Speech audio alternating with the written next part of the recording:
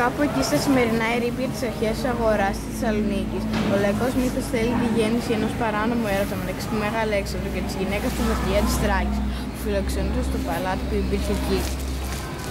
Ο Θράκας βασιλιάς αντιλαμβάνεται το γεγονός και βάζει να κάνουν μάγια στον Αλέξανδρο. Ο Αλέξανδρος το πληροφορείται και εκείνο το βράδυ δεν βγαίνει από το δωμάτιό του. Έτσι η βασίλισσα αποφασίζει να τον επισκεφτεί. Τα μάγια όμως τη χτυπούν και αυτή και τη συνοδεία της με αποτέλεσμα να μαρμαρώσουν. Οι μαγεμένες μας παραπέμπουν στη λατρεία του Διόνυσου και ήταν τοποθετημένες κατά τον 2ο αιώνα στο ύψος περίπου της αρχαίας αγοράς και δίπλα από τα λουτρά του παραδείσου.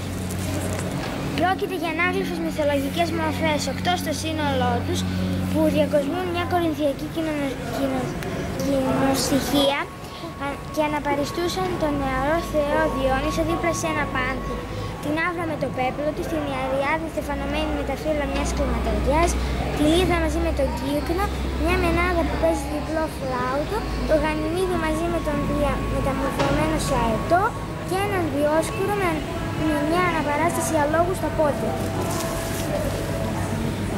Οι αιώνες θα περάσουν και στην περιοχή θα αναπτυχθεί η εβραϊκή συνοικία Ρόγκος, ένα τμήμα τότε από την στοά των ειδόλων με τις μαγεμένες θα βρεθεί ενσωματωμένος στο σπίτι ενός πλούσιου Εβραίου υφασματέμπορα του Λιάτσι Αρδίτη.